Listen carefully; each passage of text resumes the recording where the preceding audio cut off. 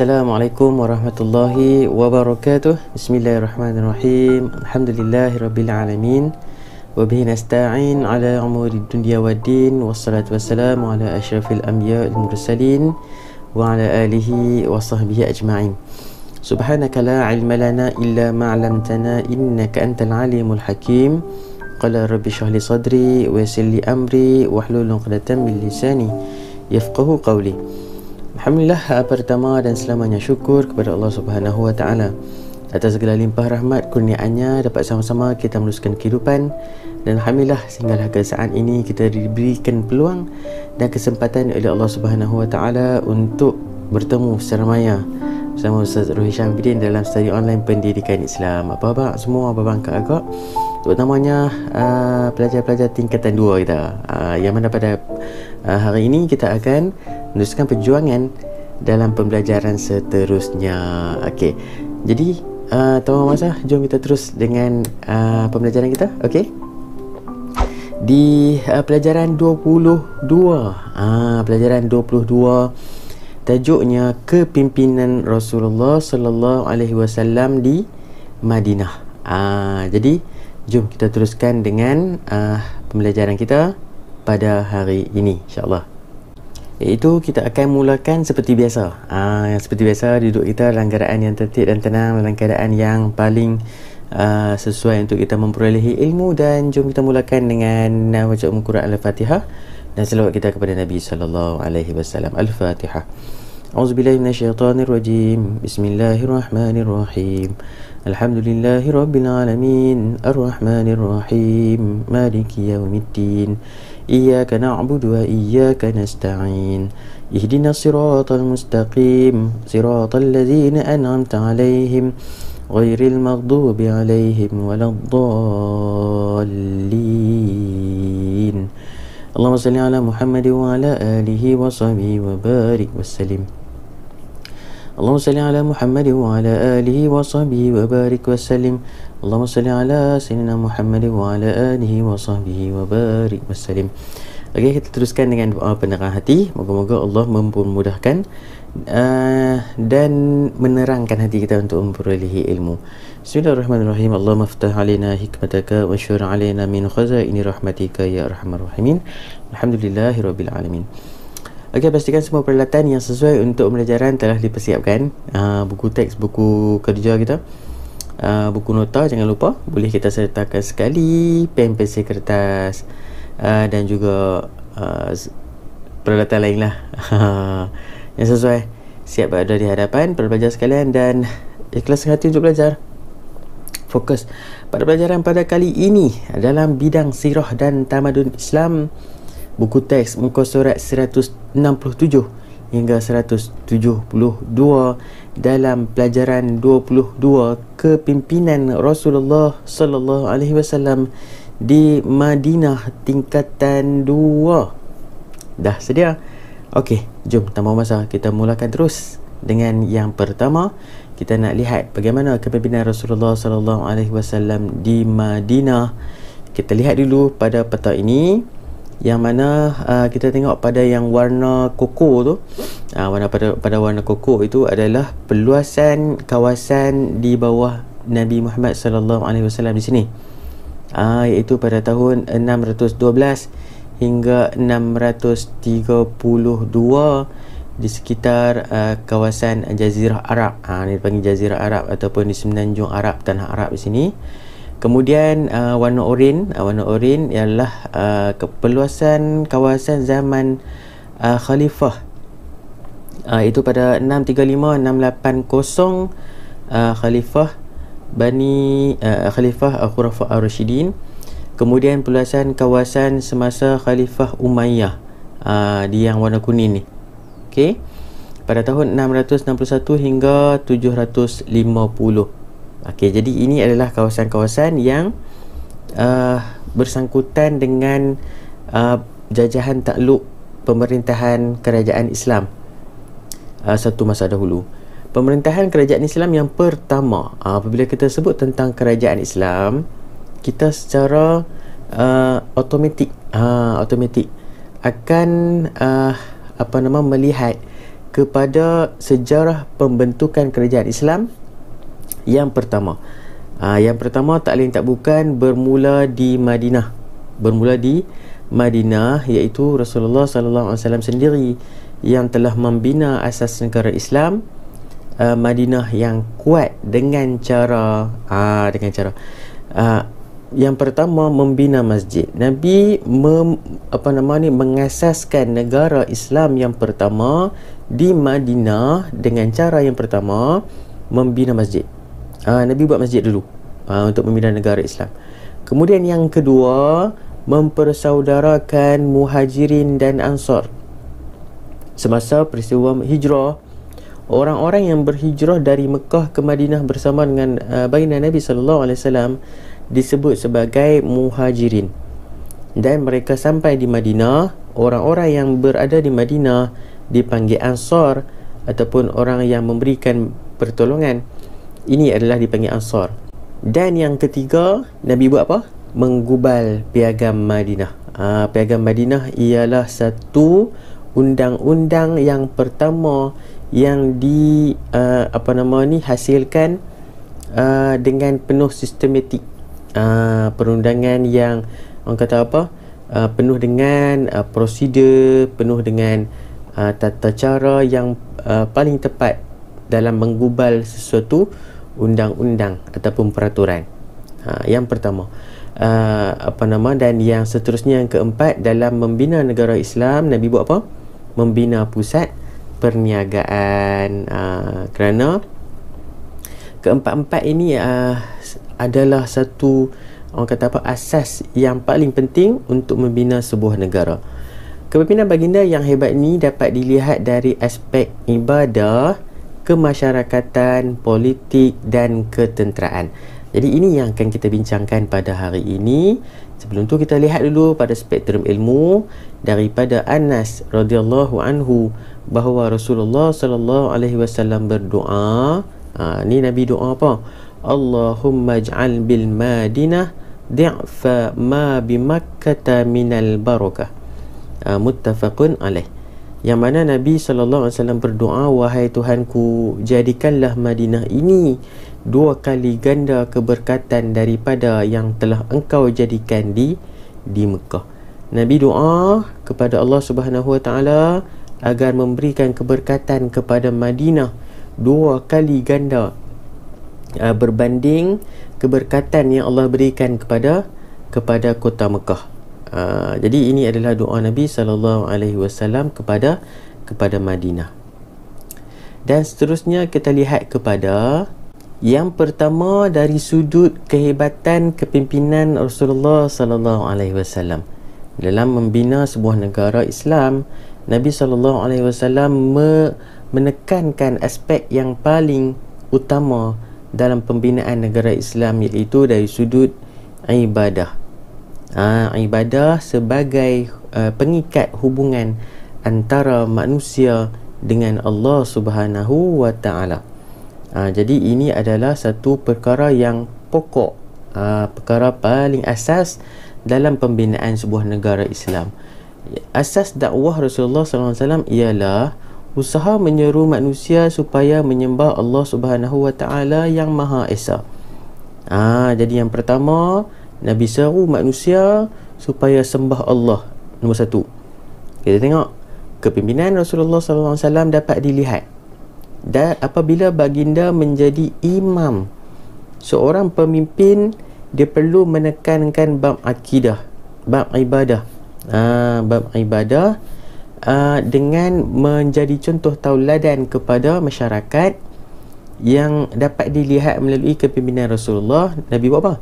Nabi jadi imam pada setiap solat fardu. Setiap kali solat fardu, walaupun Nabi seorang pemimpin, akan tetapi Nabi ada masa untuk diberikan kepada ibadah baginda Nabi sallallahu alaihi wasallam dengan menjadi imam bagi setiap solat fardu, kecuali ketika baginda sakit. Kemudian apa yang dapat kita lihat apabila Nabi sallallahu alaihi wasallam menekankan bab ibadah, iaitu Rasulullah sallallahu alaihi wasallam menjadikan masjid sebagai syiar Islam, tempat tumpuan masyarakat untuk beribadah, menuntut ilmu dan menyelesaikan masalah. Nabi jadikan masjid sebagai one stop center, tempat tumpuan, tempat orang kata apa, pusat pusat utama untuk dijadikan sebagai pusat penyebaran Islam, tempat masyarakat beribadah, menuntut ilmu, mengaji di masjid dan menyelesaikan masalah. Ada masalah di masjid, jumpa Nabi sallallahu alaihi wasallam dan dapat selesaikan masalah di masjid. Itu Nabi buat.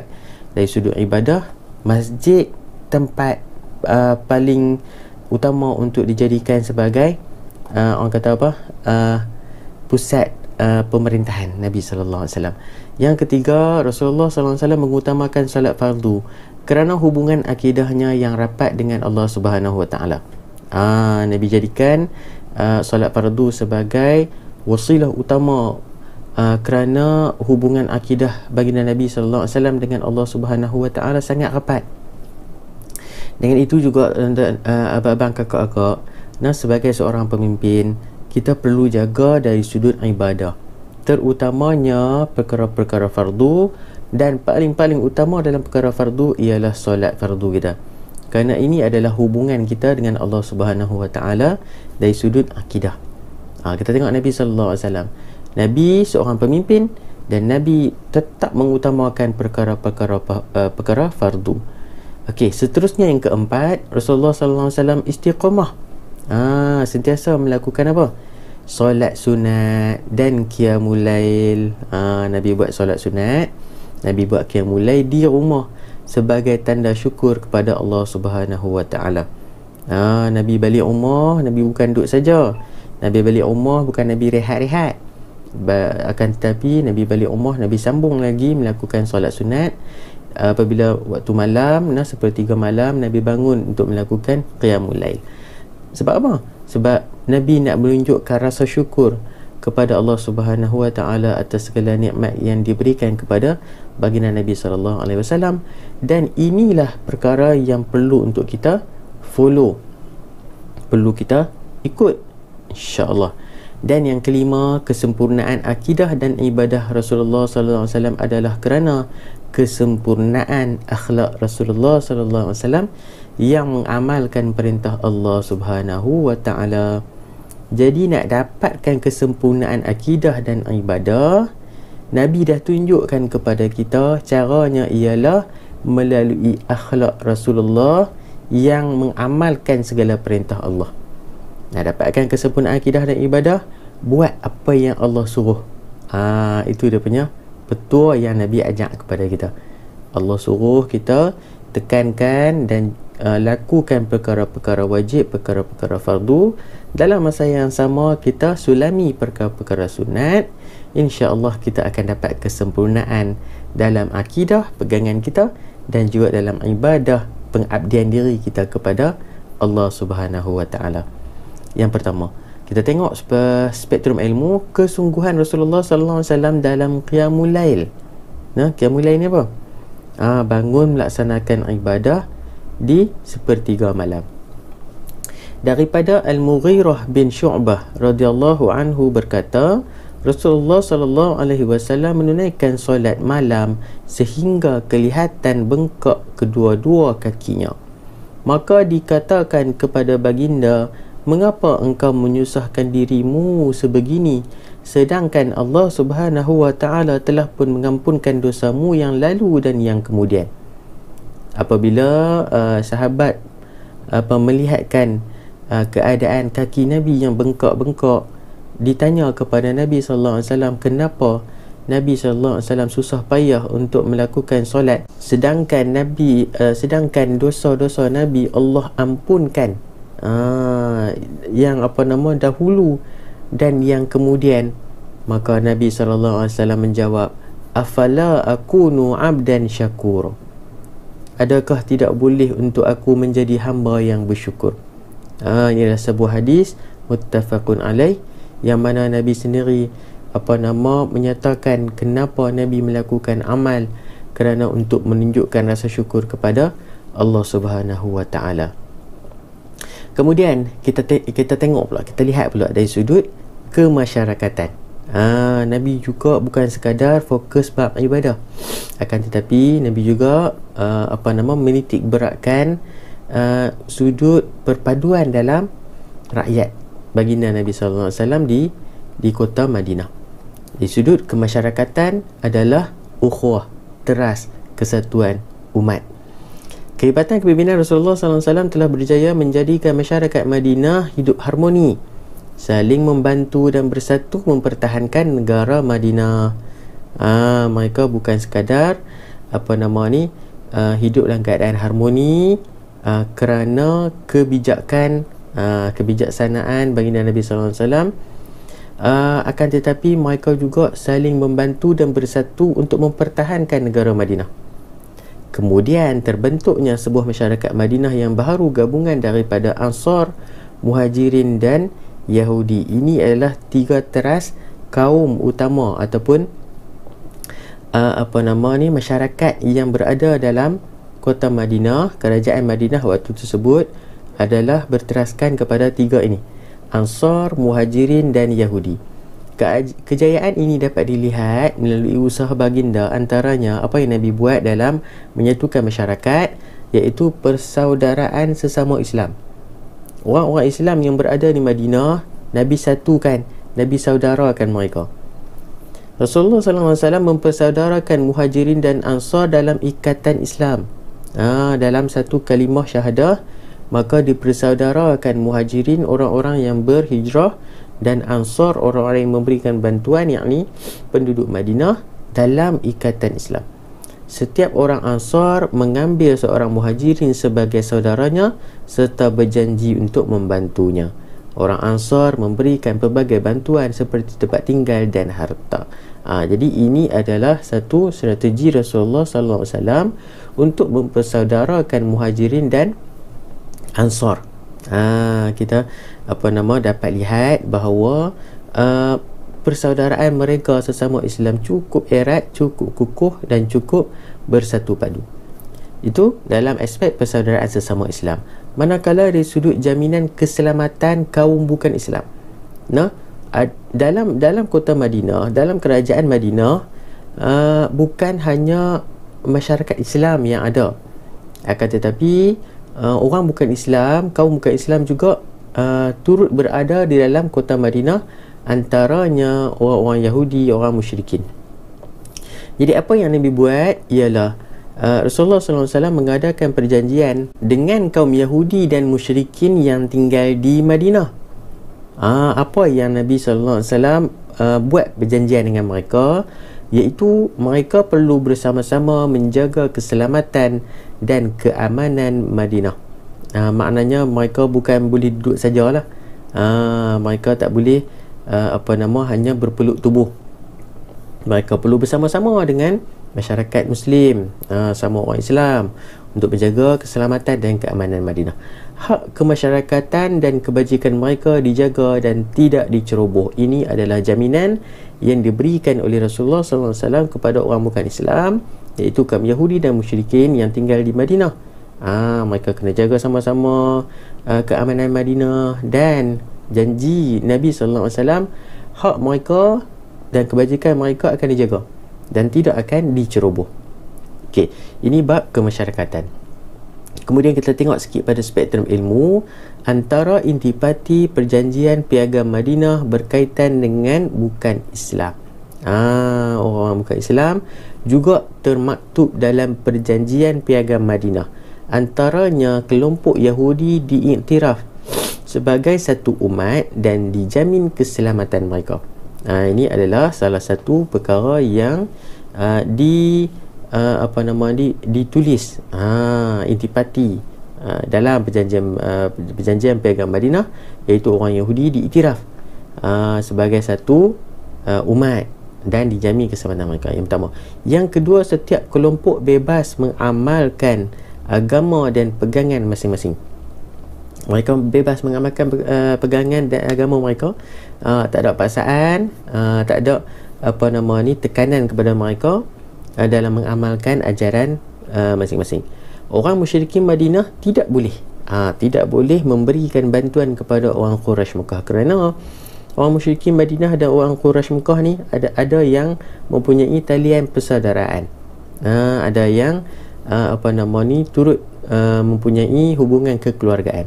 Jadi dalam perjanjian piagam Madinah, orang-orang musyrikin Madinah ni tak boleh nak bagi bantuan kepada orang Quraisy Mekah. Jadi ini adalah isi perjanjian piagam Madinah berkaitan dengan bukan Islam.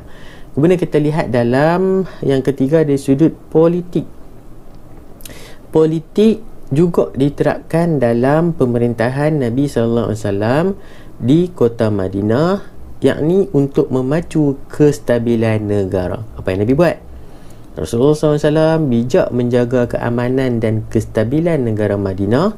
Antara strategi politik baginda seperti Nabi uruskan dari sudut hubungan dalaman. Rasulullah SAW menggubal piagam Madinah, iaitu perlembagaan negara Madinah secara bertulis. Semua perkara yang disebutkan sebagai piagam ataupun perundangan ini Nabi tulis ataupun Nabi dokumenkan.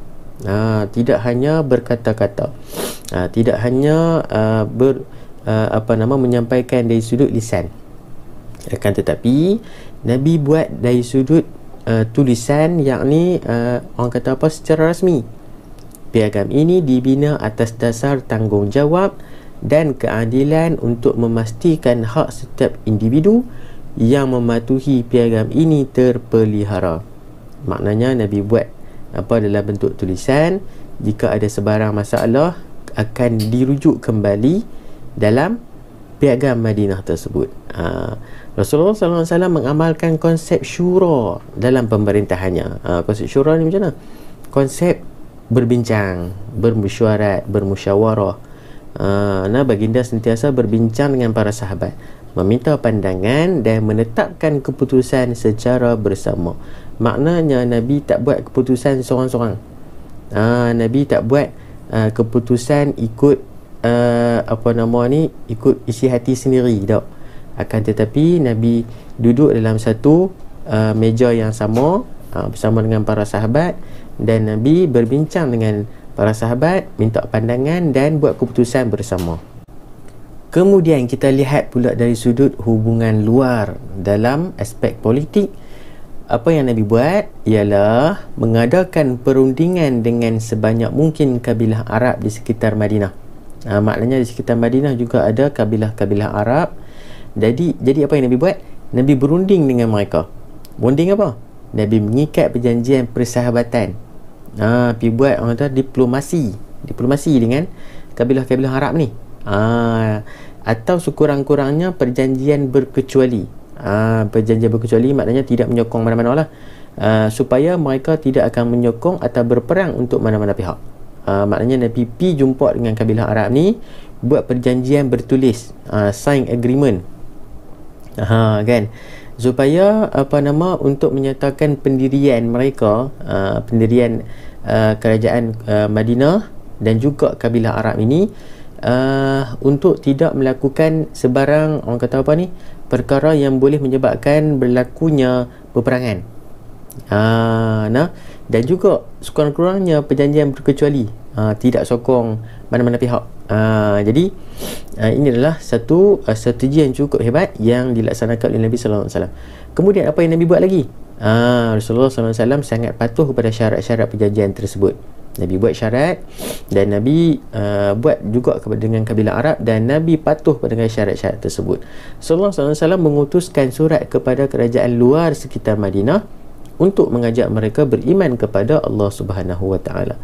Juga Nabi buat surat, Nabi tulis surat, Nabi berikan kepada para sahabat yang menerima amanah tanggungjawab untuk disampaikan kepada pemimpin-pemimpin di sekitar luar sekitar Madinah untuk mengajak mereka beriman kepada Allah Subhanahu Wa Taala. Kita lihat antara isi piagam Madinah. Ni apabila kita tadi intipati berkenaan dengan orang bukan Islam. Sekarang kita tengok isi piagam Madinah.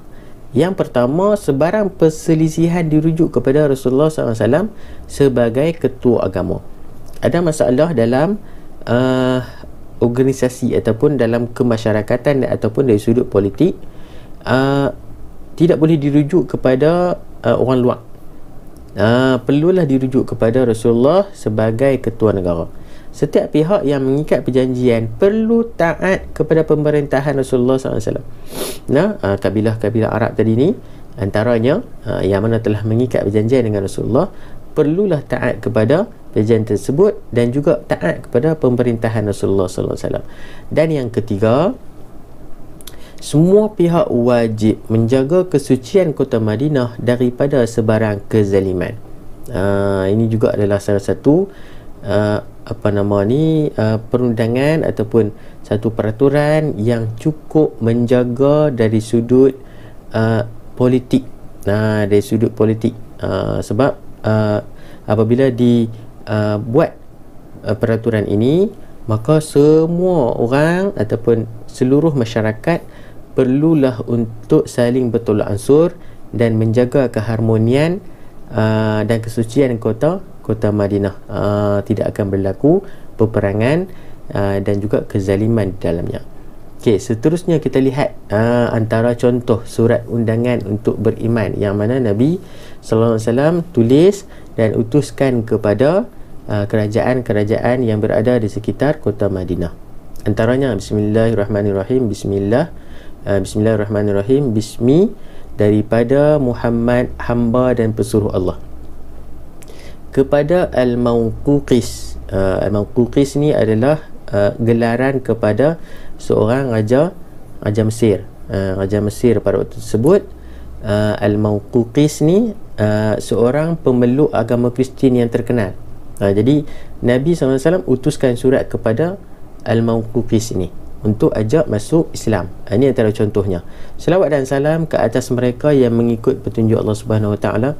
Aku menyeru kamu supaya memeluk Islam dan menjadi seorang Muslim. Ini antara contoh surat yang telah diberikan kepada pemerintah atau pemimpin kerajaan di sekitar kota Madinah untuk memeluk Islam. Kemudian kita lihat pada kehebatan pimpinan Rasulullah dari sudut ketenteraan, menjulang maruah agama, mempertahankan nyawa. Apa yang Nabi buat? Kewibawaan Rasulullah SAW dalam aspek ketenteraan dapat menjaga maruah agama dan keselamatan umat Islam. Antara tindakan Rasulullah SAW termasuklah dari sudut awam. Apa yang Nabi buat? Mengutamakan perdamaian berbanding peperangan. Jika ada bibit-bibit nak berperang ni, Nabi terus cepat-cepat untuk mendamaikan ataupun untuk meredakan keadaan supaya tidak berlaku peperangan. Nabi utamakan dulu perdamaian, tidak mendahulukan peperangan. Yang kedua, menubuhkan pasukan peronda. Tim peronda ni untuk mendapat maklumat musuh, ataupun orang panggil ejen perisikan lah. Nak dapatkan maklumat musuh di sudut ketenteraan. Memperkuat umat Islam dengan ilmu dan kemahiran ketenteraan. Umat Islam yang mana menjadi sebahagian daripada ahli tentera ataupun yang mempertahankan kota Madinah. Nabi kuatkan mereka dengan ilmu dan kemahiran ketenteraan. Yang keempat, mengetuai hampir kesemua peperangan dengan kemahiran yang tinggi dan meminimumkan kehilangan nyawa dan harta. Jadi ini adalah satu strategi yang Nabi buat dari sudut awam. Nabi sendiri yang menjadi ketua dalam peperangan yang berlaku, dengan kemahiran yang tinggi.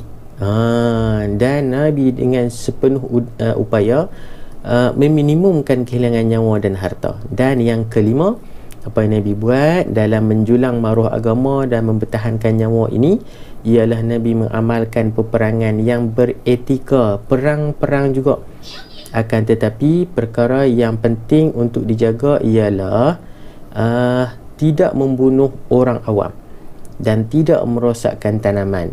Ini adalah etika peperangan yang Nabi amalkan. Orang awam Nabi tak sentuh, dan juga umat Islam tak sentuh pun. Maknanya tidak membunuh orang awam lah, dan tidak merosakkan tanaman. Jadi ini adalah strategi ketenteraan yang Nabi gunakan untuk menjulang maruah agama, mempertahankan nyawa dari sudut awam. Dan juga kita lihat dalam strategi peperangan, Nabi mempelbagaikan strategi peperangan untuk mengelirukan musuh. Nabi bukan buat kalau satu peperangan Nabi buat strategi A, plan A. Dalam peperangan yang lain Nabi tak buat dah plan A tu. Nabi buat plan B, plan C, plan D, macam tu lebih kurang. Maknanya Nabi ada pelbagai strategi peperangan untuk mengelirukan musuh. Kita pun macam tu lah kan, bukan kita nak berperang tak.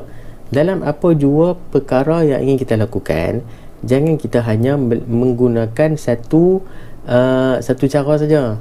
Kita perlu mempelbagaikan cara, strategi untuk kita dapatkan apa yang kita kehendaki. Dalam masa yang sama kita tidak menzalimi orang lain. Macam tu.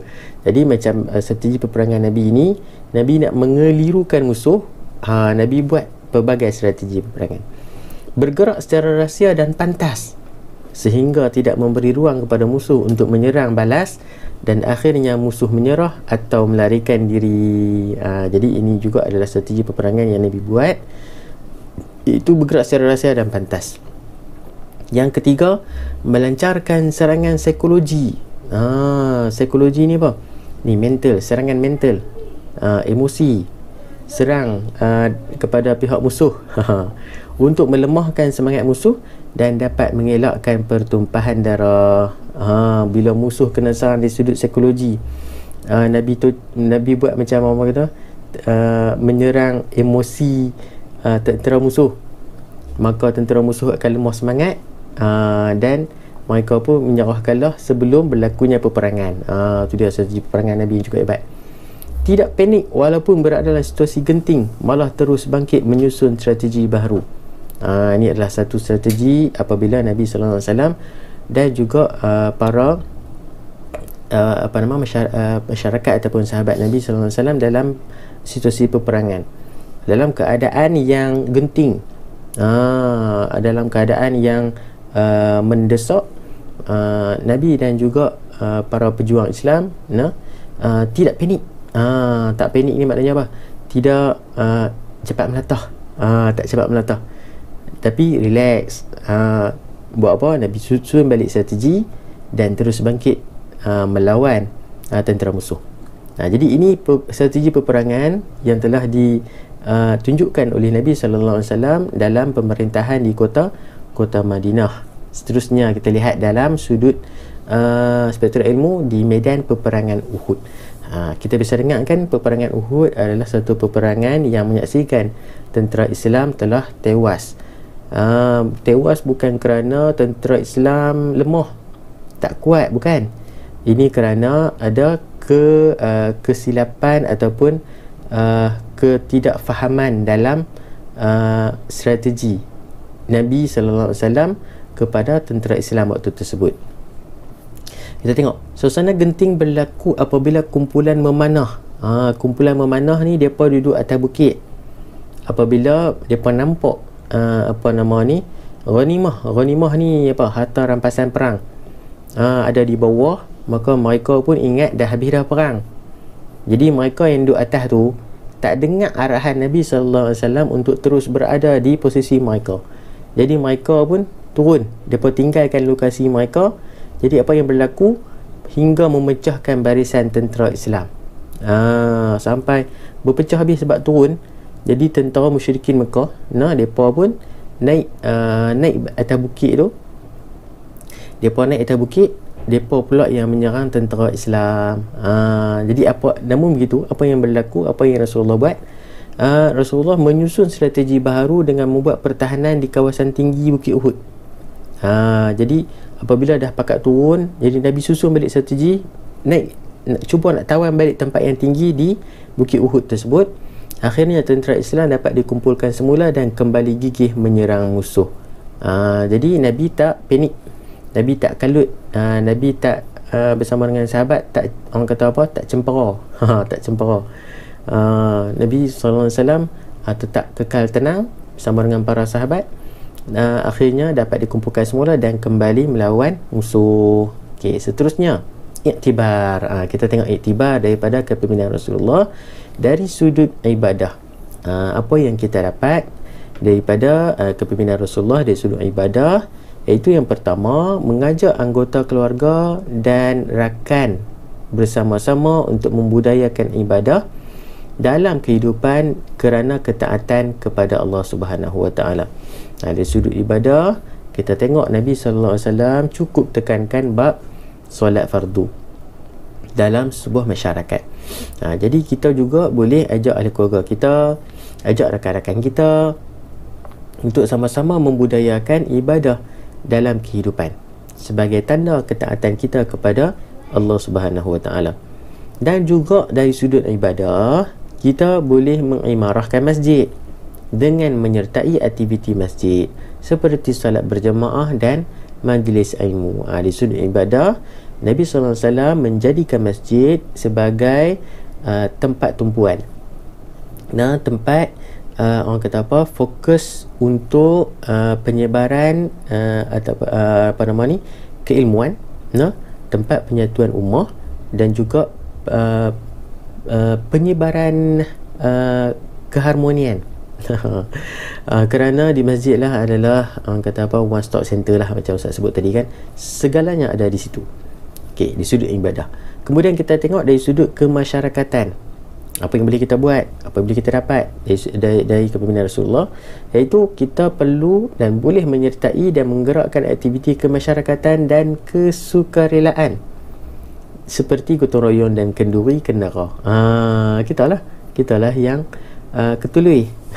Kitalah yang menggerakkan aktiviti kemasyarakatan. Okey, yang pertama. Yang kedua, memelihara hubungan baik dan membantu sesama rakan tanpa mengira kaum dan agama. Jangan kira orang Islam saja kita nak tolong, orang bukan Islam pun boleh kita nak tolong, tanpa mengira kaum. Bukan orang Melayu je, kaum lain pun perlu untuk kita bantu dan jaga hubungan baik sama kita. Dan yang ketiga, dari sudut kepimpinan Rasulullah, apa yang boleh kita dapat iaitu melibatkan diri dalam aktiviti ekonomi setempat. Seperti bila kita berada di kawasan setempat kita, iaitu sekolah, itu kita boleh melibatkan diri kita dalam koperasi sekolah, aktiviti ekonomi dan keusahawanan kecil. Jadi businessman, businesswoman kan, tapi dalam kelompok kecil lah, kelompok di sekolah. Itu aktiviti kemasyarakatan. Yang ketiga, dari sudut politik, iaitu berdisiplin dan mematuhi peraturan yang ditetapkan selagi tidak bercanggah dengan syariat Islam. Kan kita berdisiplin, mematuhi peraturan apa yang Nabi ajak dalam kepimpinan Rasulullah, iaitulah kita sentiasa menjaga peraturan yang telah ditetapkan. Selagi tidak bercanggah dengan syariat Islam, kita ikut, kita laksana. Menyumbang idea untuk pembangunan kelab atau persatuan yang disertai. Ini juga adalah salah satu perkara yang Nabi ajak dalam pemerintahan Nabi SAW. Itu bukan sekadar hanya ikut saja apa yang dibuatkan, tetapi turut menyumbang idea untuk pembangunan. Kalau kita dalam kelab, kita membangunkan kelab kita. Kalau kita dalam persatuan, kita membangunkan persatuan kita melalui idea yang kita ada. Jangan ragu-ragu untuk berkongsi. Kita kongsi, kita sumbangkan idea, insya-Allah sama-sama membantu untuk pembangunan kelab dan juga persatuan. Tidak bersubahat, yang ni penting. Tidak bersubahat dengan perlakuan jahat. Maknanya anasir-anasir yang cuba untuk menggugat keharmonian dan kedamaian masyarakat. Janganlah kita menjadi gunting dalam lipatan, api dalam sekam. Maknanya orang kata tali barut yang boleh memudaratkan diri masyarakat, agama dan negara. Yang ni yang perlu diibaratkan dari sudut politik yang Nabi ajarkan kepada kita. Jangan kita menjadi orang yang khianat pada masyarakat kita. Jangan khianat kepada agama, jangan khianat kepada negara. Nah, ini yang perlu untuk kita ambil berat. Dan dari sudut ketenteraan, apa yang boleh kita dapat iktibar daripada pimpinan Rasulullah SAW, iaitulah menanam sifat cinta akan negara dan patriotism dalam diri, serta sanggup berkorban demi agama dan negara. Kan, rasa cinta kita kepada negara kita. Apabila kita lihat kehebatan tentera Islam di bawah kepimpinan Rasulullah SAW, kita juga rasa ingin berjuang untuk negara. Kerana cinta kita akan negara, rasa sifat patriotisme kita cukup menebal, cukup tinggi untuk mempertahankan keharmonian dan keamanan negara. Menjaga kekuatan fizikal dan mental. Siapa? Jaga siapa? Fizikal siapa? Mental siapa? Fizikal dan mental kita lah. Nak buat macam mana? Dengan menyertai aktiviti sukan dan co-curriculum. Ini di sekolah lah. Bila ada aktiviti sukan, ada aktiviti co-curriculum, jangan kita duduk, orang kata mandam. Mandam ni lembek, lemah kan, lembab. Jangan. Kita yang kena kuatkan fizikal dan mental kita dengan sertai aktiviti tersebut, untuk kita nak jadi orang yang hebat. Dan juga sertai dan menggerakkan badan beruniform. Ini adalah antara iktibar yang kita boleh dapat melalui kepimpinan Rasulullah SAW di Madinah. Dapatlah insya-Allah dari sudut ibadah, kemasyarakatan, politik dan ketenteraan. Wallahu a'lam. Sekian, terima kasih. Pelajaran 22 kepimpinan Rasulullah SAW di Madinah tingkatan 2. Jadi saya harapkan agar anak-anak pelajar kita dapat sedikit sebanyak, tak dapat sikit, dapat banyak daripada isi pembelajaran kita pada hari ini, dan dapat diamalkan dalam kehidupan seharian kita, insya-Allah. Jadi terima kasih sekali lagi atas kehadiran para pelajar. Mungkin sama kita juga ustaz-ustazah, ayah-ayah, ibu-ibu. Terima kasih banyak. Jazakumullah khair. Moga-moga beroleh barakah daripada Allah Subhanahu Wa Taala atas pertemuan kita pada kali ini.